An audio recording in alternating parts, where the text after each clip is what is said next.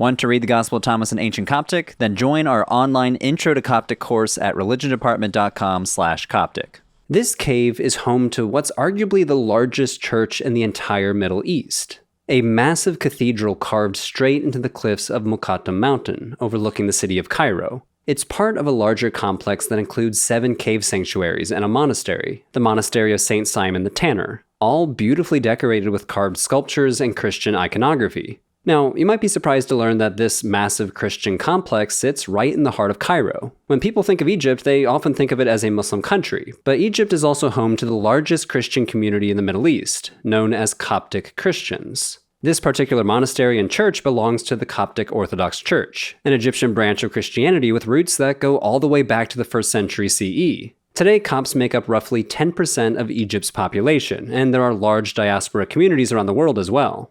The word Coptic comes from the ancient Greek word Aegyptios, meaning Egyptian, and today the word Coptic usually refers to Egyptian Christians, as well as their tradition and their liturgical language, Coptic, which is actually the final stage of the ancient Egyptian language. Now, there are several Christian groups in Egypt today, including Coptic Catholics and members of the Coptic Evangelical Church, but today we're focusing on the oldest and largest branch, the Coptic Orthodox Church. Let's get into it.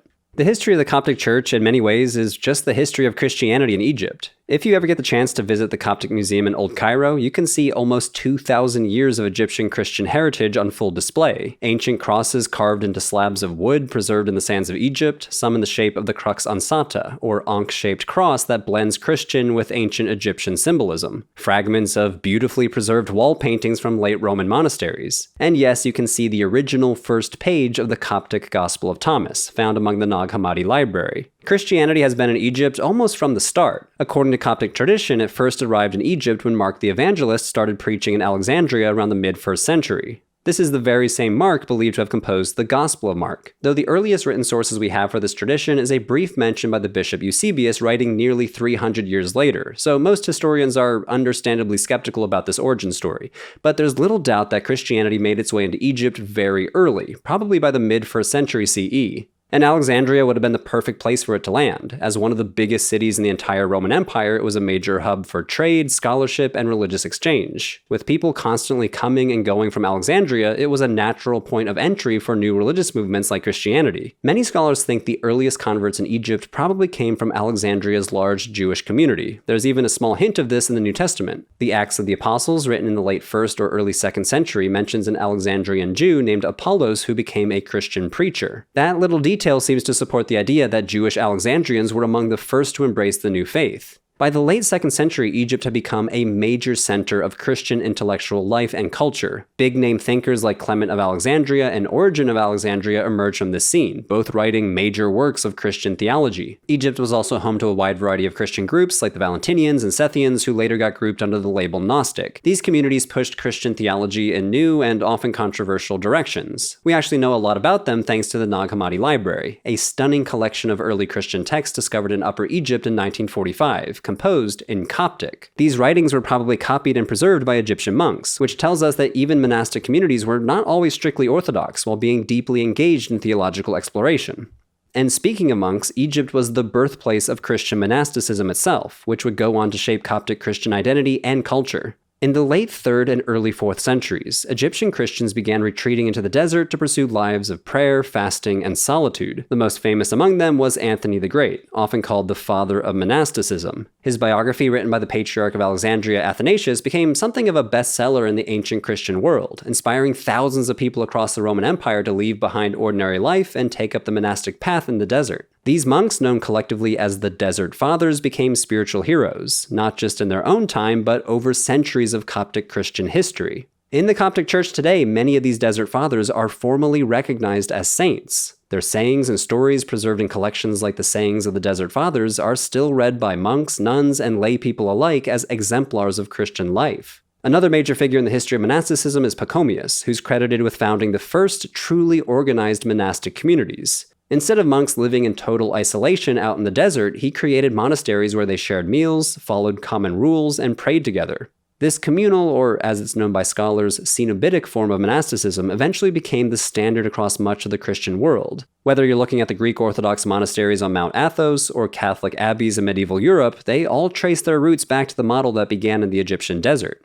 Probably the most famous Coptic monk in this tradition was Shenouda of Atropae, a 5th century abbot who really reshaped both monasticism and what it meant to be a Coptic Christian. He led the White Monastery in Upper Egypt, which was the head of a kind of monastic network or federation that included thousands of monks and nuns. Shenouda was also a prolific writer. In fact, his works make up the largest body of surviving Coptic literature from antiquity. He was also a fierce defender of the Christology known as Miaphysitism, which, as I'll explain later, is foundational to Coptic theology. Today, he's recognized as a saint in the Coptic Church and one of the key figures in defining early Coptic identity. I don't think it's a stretch to say monasticism is central to the identity and culture of the Coptic Orthodox Church. Monks and nuns are very highly regarded by the laity, and the monasteries in Egypt, like the group in Wadi al-Natrun west of Cairo or St. Paul's Monastery in the Eastern Desert, are not closed off. When we think of monasteries, we think of isolated communities far away from civilization, and some are kind of like that. There's an active monastery near Aswan that's hard to get to unless you're an intrepid YouTuber willing to hire a water taxi across the Nile and hike a few hundred meters into the desert. But many of the largest monasteries in Egypt are kind of like spiritual retreat centers for the laity and play an important role in Coptic Christian social life.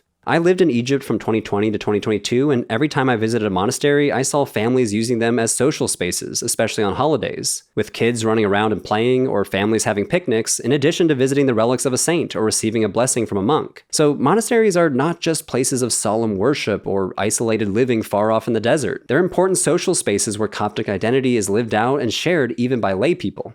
You'll also see another striking sign of Coptic identity while visiting these monasteries: tattoos. It's common for Coptic Christians to tattoo a small cross on the inside of their wrist, a visible and permanent mark of faith. This practice dates back centuries and has become a powerful symbol of religious belonging, especially in a society where Copts have often been marginalized. Even young kids sometimes receive the tattoo, almost like a rite of passage. Another defining feature of Coptic Christianity is the Coptic language. As I mentioned, Coptic is actually the final stage of the ancient Egyptian language, spoken by Egyptians for thousands of years, all the way from the pre-dynastic period up through the medieval era. Eventually, Arabic replaced it as the dominant language, but for a while, Coptic was the everyday language of Christians across Egypt. It used to exist in multiple dialects. In the early period, the main dialect was Sahidic, spoken in Upper Egypt, but as the center of Christian life shifted north, away from Thebes and toward Cairo and the Nile Delta, the Bohairic dialect became dominant. That's the version of Coptic still used in the liturgy of the Coptic Orthodox Church today. Now, you might notice that the Coptic script obviously looks a lot different from what you might expect from an ancient Egyptian language. The hieroglyphs carved into ancient Egyptian temples, palaces, and monuments are what most people picture when they think of Egyptian writing. But Egyptian writing went through several phases, from hieroglyphs to a cursive script called hieratic to Demotic Egyptian. And then as Greek culture spread during the Hellenistic period, Egyptians began writing their language with the Greek alphabet, supplemented by a few letters for sounds that did not exist in Greek but did exist in the Egyptian language. Greek loanwords also appear in Coptic as well. So when reading an ancient Coptic Christian text, you'll encounter words like angeloi and ekklesia, the exact same words for angels and church in Greek. In the earliest centuries of Islamic rule, Egypt was a multilingual society. Government records were written in a mix of Greek, Arabic, and Coptic, but that started to change in the 700s when Arabic was made the only official language of administration. If you wanted to work in government, you had to speak Arabic, and over time, Coptic faded from everyday use. By the 1100s, even church leaders were noticing the shift. The Patriarch Gabriel II complained in 1131 that priests were saying the Lord's Prayer in Arabic, which indicates that most Copts were not fluent in their ancestral language by this time. By the 1200s and 1300s, liturgical books were being printed with Arabic translations right next to the Coptic. That said, Coptic didn't disappear overnight. It hung on in rural areas and was still used in everyday life, including legal and business documents well into the 1400s. Some scholars even think it may have been spoken as late as the 1600s, but eventually it did die out as a spoken language and survived only as the liturgical language of the Coptic Church. Now, even though it stopped being a spoken language in everyday conversation, Coptic is incredibly valuable for historians and archaeologists. Because of Egypt's dry climate, tons of ancient manuscripts have survived written in Coptic. That includes early biblical texts, writings by church fathers, and even some lost apocryphal gospels like the Gospel of Judas. So even if Coptic is not spoken on the street anymore, it's vital for understanding the religious and cultural world of Egypt. And I want to pause here and say Religion for Breakfast is offering an Intro to Coptic class in a few weeks. So if that sounds interesting to you, follow this link here on screen or wait till the end and I'll tell you more about it. Now, as we keep tracing the history of Christianity in Egypt, we hit a major turning point. a schism. The sort of schism that not only shaped Coptic theology, but redefined the identity of the Coptic Church for centuries to come. See, unlike the Catholic Church and the Eastern Orthodox churches, the Coptic Orthodox Church rejects the Council of Chalcedon, which addressed one of the biggest theological debates of the time: the nature of Jesus Christ. Specifically, who or what was he? God? Human? Both?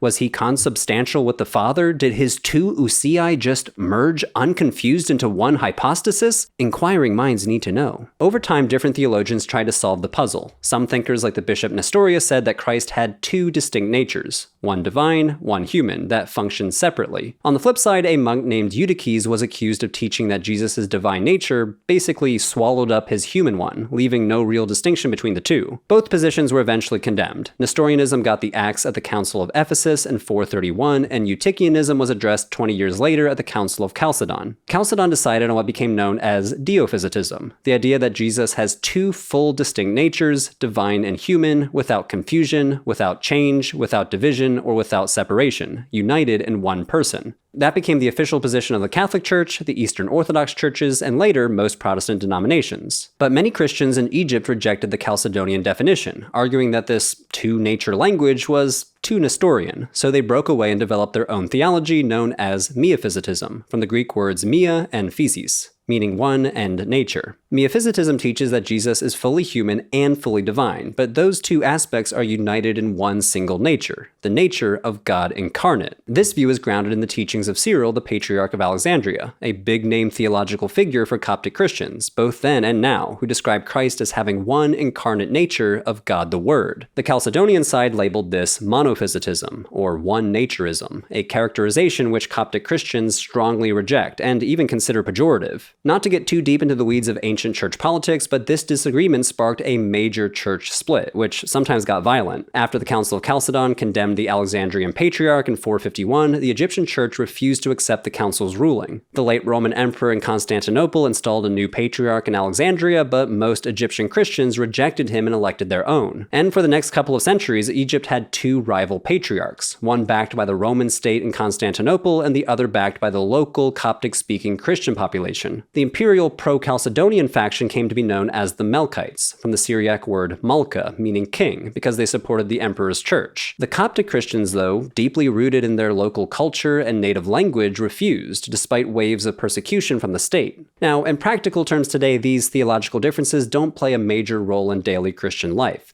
Catholic, Eastern Orthodox, and what are called Oriental Orthodox churches, which includes the Coptic Orthodox Church, all affirm that Jesus Christ is both fully divine and fully human.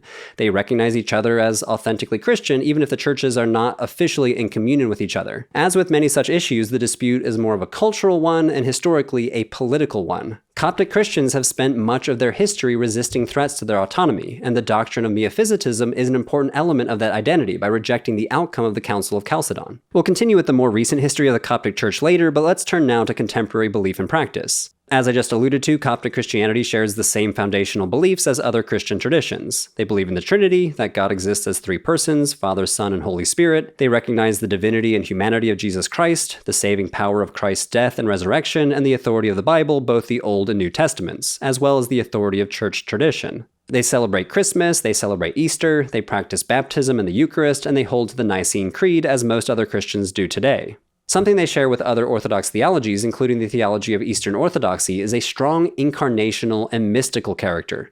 Salvation is often described in terms of theosis, becoming united with God and transformed into his likeness.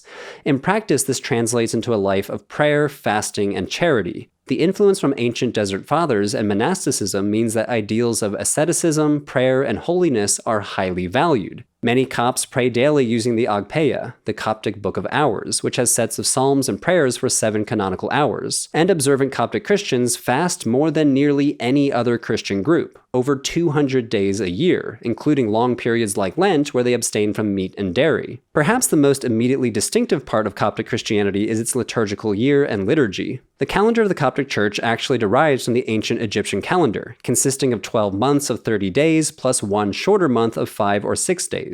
The new year begins on the feast of Nowruz, which is the first day of the Egyptian month Tut. For the next 100 years, this will correspond to September 11th on the Gregorian calendar or September 12th on leap years.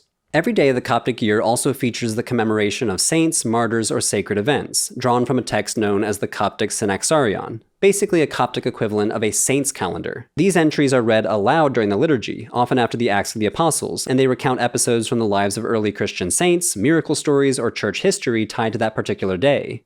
So the liturgical year becomes a cycle of Coptic memory, connecting Coptic worshippers to their ancestors and heroes of the faith day by day. On a typical Sunday, Coptic Christians celebrate the Divine Liturgy of Saint Basil, which is named after Basil of Caesarea, a 4th century bishop from Cappadocia in central Turkey. It's a distinct variant from the version used in Eastern Orthodox churches, but it shares a lot of similarities: structured prayers, scripture readings, chanting, incense, and of course, the Eucharist. Historically, the liturgy was performed almost entirely in the Coptic language, but in recent centuries, for the benefit of congregants, Arabic is used for scripture readings and the sermon, and often many responses are said in Arabic or in English or other local languages in diaspora communities. However, key parts like the Kyrie eleison chant, the Trisagion chant, and many hymns such as the hymn Alleluia Phi Pe are still chanted in Coptic. The church has maintained unique melodies and chants that have been passed down orally for hundreds of years. Percussion instruments like cymbals and triangles are used at specific moments to add emphasis. And historically, Coptic Christians even used the sistrum, a kind of ceremonial rattle borrowed from ancient Egyptian ritual.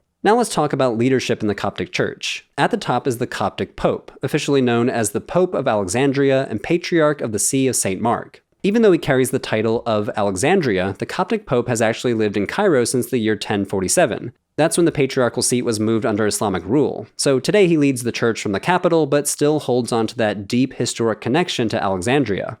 That reference to St. Mark, as I mentioned earlier, goes back to the tradition that St. Mark founded the church in Egypt, and the Coptic Pope is believed to stand in an unbroken line of apostolic authority stretching back to Mark himself. But the Pope doesn't run the Coptic Church alone. Like other Episcopal churches, the Coptic Orthodox Church is governed by a Holy Synod, a council of bishops who oversee doctrine, policy, and church governance. The Synod includes a whole hierarchical ladder of clergy, each with specific responsibilities. Bishops who supervise entire provinces, others in charge of individual regions, and general bishops who serve more flexible roles, often in diaspora communities or special ministries. The Coptic Pope and clergy are important cultural figures too, and as we'll get into later, even political figures. Ever since the split from the wider Christian world after the Council of Chalcedon in 451, the Coptic Church has maintained its own patriarch, separate from Rome, Constantinople, or any other branch of Christianity. That independent leadership has been a huge part of what's kept the Coptic community united through centuries of upheaval and plays a huge role in Coptic identity today. And especially in more recent history, the role of the Coptic Pope and clergy has expanded well beyond theology and worship into social services and education.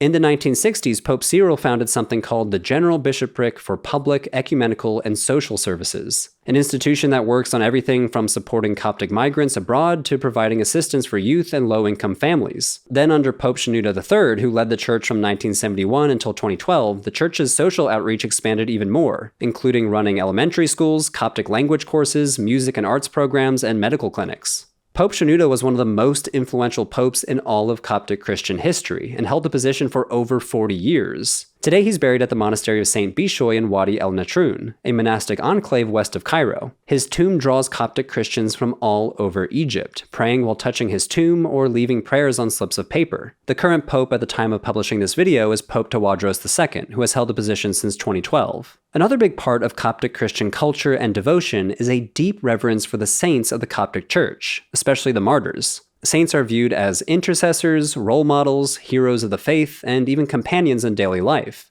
As I already mentioned, the Coptic Church's calendar is filled with feast days of saints and martyrs, which are commemorated in the liturgy and the readings from the Synaxarion. Chief among the saints is the Virgin Mary, honored with the title Theotokos, or the God-bearer. Throughout the year, several feasts celebrate her, such as her Assumption and her Nativity, and the month of Kiak, roughly corresponding to December and January, is dedicated to special musical praises of Mary called the Theotokia.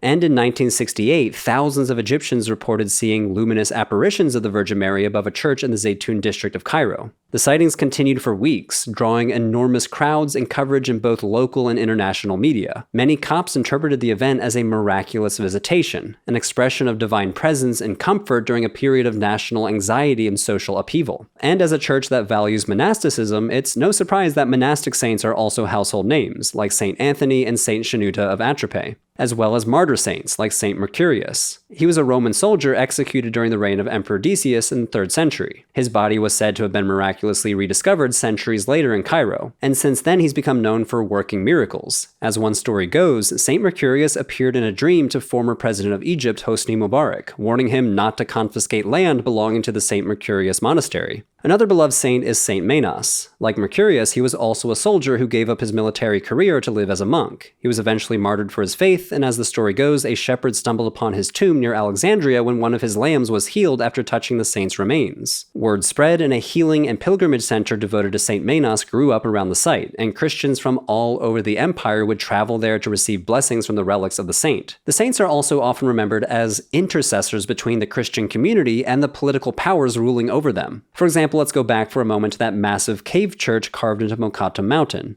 It's named after Saint Simon the Tanner, and there's a powerful legend behind it. According to the story, sometime around the year 975, the Fatimid Caliph organized a public debate among Jews, Muslims, and Christians. After a heated exchange, a Jewish scholar challenged the Christians by quoting Jesus from the Gospel of Matthew. "If you have faith the size of a mustard seed, you will say to this mountain, 'Move,' and it will move." The Caliph took that literally and demanded proof. He threatened the Coptic patriarch Abraham that if the mountain did not move, he would persecute them. After 3 days of fasting and prayer, Abraham had a vision instructing him to find a humble leather worker named Simon. The two men prayed together before a huge crowd, and, according to legend, the mountain moved, proving the Christians' faith and protecting them from the Muslim ruler. Saints are also believed to be physically present in Coptic places of worship as icons, sacred images of saints. And in fact, the oldest Christian icons ever discovered have been found in Egypt thanks to its dry climate. For example, this Coptic icon of Jesus and the abbot Saint Menas was found in a monastery in the town of Bawit, north of Asyut. Notice the Coptic language here in the corner labeling the figure, Appa Mena, or Father Mena.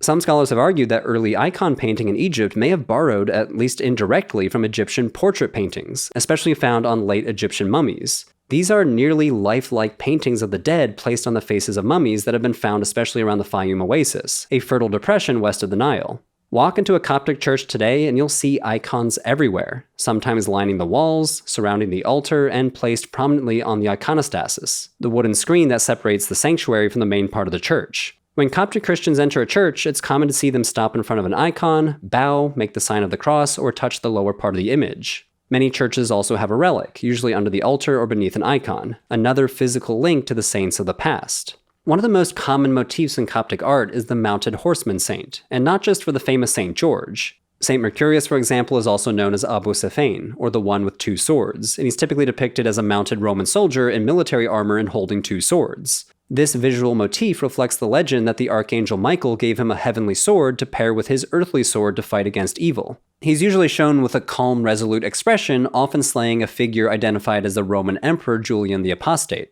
According to Coptic tradition, icons are not just religious art, they're also powerful miracle-working agents. One dramatic example comes from the history of the patriarchs of Alexandria. In the 11th century, a bishop named Mercurius was suffering from leprosy. Desperate, he prayed for 3 days in front of an icon of the Virgin Mary. On the 3rd day, as the story goes, he collapsed against the icon, and suddenly he felt her hand reach out and wipe his body, and he woke up completely healed. For Coptic Christians, this kind of miracle makes sense because an icon is not just a picture, it's an extension of the figure it depicts. Whether it's Mary, Saint Mercurius, or Saint George, the icon is understood to carry that figure's presence, power, and agency. That's why the placement and the material of icons matters so much. Whether it's painted on wood in a church or stamped on an ancient pilgrimage token like what we find around the sanctuary of Saint Menas, you can encounter the presence and power of a saint through proximity to their iconography. For example, in recent years, Coptic Christians have identified a purportedly miraculous icon of the Virgin Mary in the coastal city of Port Said. To quote the anthropologist of religion Angie Hyo, the icon's bottom half is visibly drenched in oil. Coptic Christians have placed a large canopy below it designed to catch the oil as it trickles down. The oil is then distributed in finger-sized plastic vials as a holy blessing.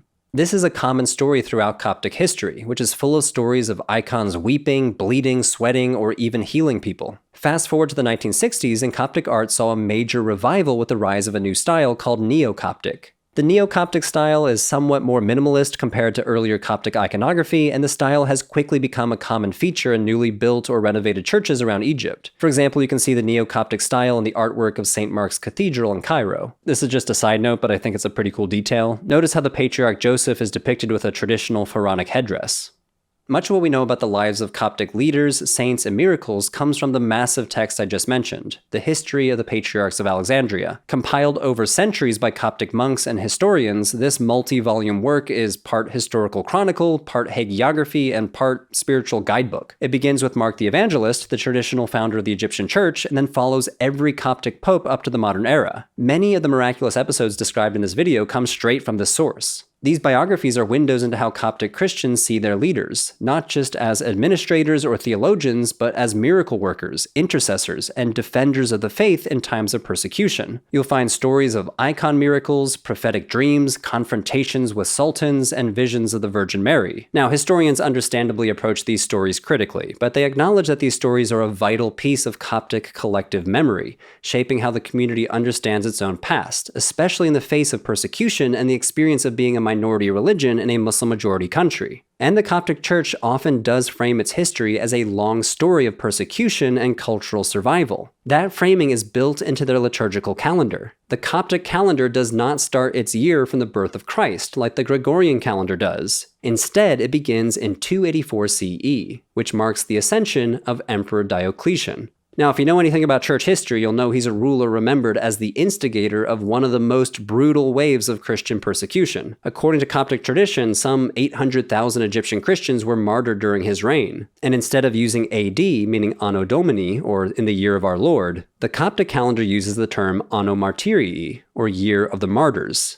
So let's return briefly to where we left off earlier in Coptic history, after the Council of Chalcedon, where the Coptic Church found itself at odds and sometimes persecuted by the imperial church based in Constantinople. A few hundred years later, they faced an entirely new political reality, the Arab-Muslim conquest of Egypt. Arab armies invaded Egypt in 639 CE and took over the region. At first, not much changed. Both Coptic and Melkite Christians continued to serve in the administration under the new Islamic rulers. But deeper changes gradually took hold, especially as Arabic replaced Greek and Coptic as the official administrative language and eventually became the everyday language for most Egyptian Christians. Religious attrition occurred as well. Under the Umayyad and Abbasid dynasties, Muslims received preferential tax treatment, and over generations there were social and economic incentives to convert to Islam. There were also flashes of violence, with at least 6 Coptic insurrections between 725 and 773 CE. Now, not every period of Islamic rule was marked by persecution, but especially under the Mamluks from the late 1200s to mid-1400s, Coptic Christians endured waves of forced conversions, church destruction, violence, and job restrictions. When the Ottoman Turks removed the Mamluk sultans from power in 1517, the Copts were permitted somewhat greater religious freedom, but their numbers kept dwindling, comprising an estimated 4 to 8% of Egyptians by the 1700s. These centuries of imperial persecution, forced conversions, and cultural erasure forged a theological framework that continues to shape Coptic identity to this day. Many Copts refer to themselves as the Church of the Martyrs, and in recent decades, especially after the rise of the terrorist organization ISIS and the 2011 Egyptian Revolution, violent attacks on Coptic Christians have renewed and reinforced this theology of martyrdom. The 2010 Nag Hammadi massacre, the 2011 bombing of the Two Saints Church in Alexandria, and the 2017 attack on pilgrims traveling to the monastery of St. Samuel the Confessor. All of these have been seared into the collective memory of the Coptic Church. In 2015, 21 Coptic men were executed by ISIS in Libya, and the Coptic Church swiftly canonized them as modern martyrs. Today, their relics are housed in the Church of the Martyrs of Faith and Homeland in Egypt's Minya Governorate, where several of the men were from, and the church has become a site of pilgrimage. For many Coptic Christians, this history of martyrdom plays a deep role in how they understand their own tradition, past and present, as the Church of the Martyrs. In her research, the anthropologist Angie Hio writes, "In moments of tragic violence, today's Copts frequently invoke the old patristic saying, 'The blood of the martyrs is the seed of the church.' The relics of martyrs, ancient and contemporary, ultimately signify the church's foundational beginnings in remembering death and resurrection, suffering and triumph." Another important aspect of Coptic identity is a sense of belonging in the land of Egypt itself. Even though most Coptic Christians today speak Arabic, there's a strong tendency to identify as Egyptian first and foremost, not Arab, as in specifically seeing themselves as the indigenous descendants of ancient Egyptian civilization. For example, in 2008, the Egyptian-American political analyst Magdi Khalil wrote, "We are Egyptians, and we are not Arabs, with all due respect to the Arabs. We may live in some sort of cultural Arabism, and we may speak Arabic, but we are not Arabs." This is a historical fact, whether some people like it or not. Now, this is not a position held by all Coptic Christians. Many would consider themselves Arab, but even for those that do embrace that label, Coptic identity has a strong ethnic component, with many Copts feeling that they are the inheritors of Pharaonic Egypt. For many Coptic Christians, theirs is a culture that has remained rooted in the Nile Valley for thousands of years, long before the arrival of Islam and long before the arrival of Christianity. They see themselves as carrying forward a continuous tradition, one that has preserved the ancient Egyptian language in its final form through the Coptic liturgy, even as it has faded from everyday speech. This sense of cultural, linguistic, and religious continuity reinforces a deep connection to the land of Egypt and to an identity distinct from both Arab and Western categories. And in interesting ways, the Coptic Church has woven pharaonic motifs into Christian identity. The Coptic cross itself sometimes incorporates a design reminiscent of the Ankh, the ancient Egyptian hieroglyph for life, and as we saw in St. Mark's Cathedral with the patriarch Joseph, Coptic art often portrays figures with Egyptian features and local landscapes. A beloved tradition that reinforces this connection is the story of the Holy Family's flight to Egypt. According to the Gospel of Matthew, Mary, Joseph, and the infant Jesus fled to Egypt to escape King Herod's persecution. Many Coptic Christians see this story as a moment when Egypt itself was blessed by Christ's presence. Some even believe that Egyptians came to accept Jesus as Lord during this time, years before his public ministry began in the Galilee. And Coptic legends tell of miracles that the baby Jesus conducted in Egypt. For many Copts, this story affirms their identity not just as early adopters of Christianity, but as a people whose land was chosen to shelter Christ himself. This tradition is also anchored in specific places that many Coptic Christians still visit today. In the neighborhood of Old Cairo, several churches and shrines mark sites believed to have hosted the Holy Family during their time in Egypt. One of the most well-known is the Church of St. Sergius and Bacchus, which houses a crypt said to have sheltered Mary, Joseph, and Jesus. Pilgrims continue to visit these sites and treat them as sacred landmarks, linking contemporary Egyptian Christianity to the very footsteps of Christ. Now, this sense of being rooted in Egypt has given Copts a powerful sense of historical belonging, but in the modern era, that sense has not translated into political inclusion. As the Egyptian nation-state emerged and evolved, Coptic Christians have repeatedly asserted their place in Egypt's national story. When British forces occupied Egypt in 1882, Copts joined forces with Muslims to form the Nationalist Wafd Party. Their emblem was a cross intertwined with a crescent moon, symbolizing a vision of an interfaith nation. In 1952, the Wafd movement finally succeeded in achieving independence and a new constitution for Egypt that guaranteed religious freedom. Over the next several decades, the social climate in Egypt gradually shifted. Under President Gamal Abdel Nasser, Egypt embraced a form of secular Arab nationalism. He banned Islamist groups like the Muslim Brotherhood and made symbolic gestures toward the Coptic community. In 1968, for example, Nasser stood beside Pope Cyril at the inauguration of the new St. Mark's Cathedral in Cairo, celebrating the return of St. Mark's relics from Venice that had been taken from Alexandria over 1,000 years earlier. The event was nationally broadcasted and framed Nasser as a protector of Egyptian heritage, Christian and Muslim alike. Though under the next president Anwar Sadat, the relationship between the Coptic Church and the Egyptian state deteriorated sharply. As Sadat steered Egypt toward a more overtly Islamic identity, sectarian tensions escalated. Churches were attacked, Coptic figures were assassinated, and in 1980, Sadat accused Pope Shenouda III of trying to create a separatist Christian nation. Shenouda was placed under house arrest along with over 150 bishops, priests, and community leaders. The church was effectively silenced for the remainder of Sadat's presidency, a period that left deep scars in the Coptic community and set the tone for the cautious posture that the church would adopt under his successor, President Mubarak. Under President Mubarak, the Coptic Orthodox Church gained an unusual degree of visibility, becoming the state's primary liaison for Christian affairs. Mubarak released Pope Shenouda III, and Shenouda would go on to support Mubarak's presidency, even endorsing his re-election in 2005. The church gained visibility and some institutional access, but that didn't necessarily translate into broader rights for Coptic citizens. Political representation remained minimal. In the 1995 elections, for example, not a single Christian appeared on the ruling party's ticket. Even at its highest point, Copts never made up more than 3% of parliament under Mubarak. Meanwhile, outbreaks of sectarian violence like the Kosha massacre in the year 2000, where 20 Copts were killed, were often used to justify Mubarak's authoritarian grip. By the time of the 2011 revolution, many Coptic Christians were disillusioned, not just with the state, but with church leadership. Pope Shenouda publicly warned Christians to avoid the protests, declaring the things that are happening now are against God's will. But many younger Copts joined the protests, demanding political reform. However, as I mentioned earlier when talking about martyrdom, in the power vacuum that followed, more instability and violence flared up against Coptic communities. The Muslim Brotherhood rose to power in the 2012 elections, and Mohamed Morsi became the president. At the same time, the long-serving Pope Shenouda III passed away, and his successor Pope Tawadros II took a more assertive stance in national affairs. When Morsi was deposed in 2013 by then Defense Minister Abdel Fattah el-Sisi, Tawadros gave his official blessing to the coup. Sisi then became the first Egyptian president to attend a Coptic Christmas Eve liturgy, and his administration passed new laws to ease church construction. Security around churches has increased, and more Copts have entered parliament than ever before. But limitations still persist. Islam remains the official state religion, and legal inequalities are still entrenched in Egypt.